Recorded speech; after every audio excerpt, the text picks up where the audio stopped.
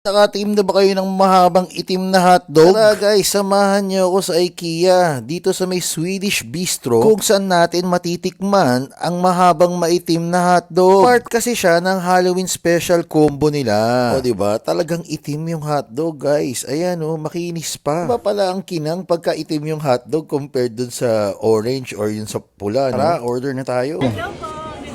Ay, pwede mag-order ng dalawang Halloween special. Yung with ice cream na.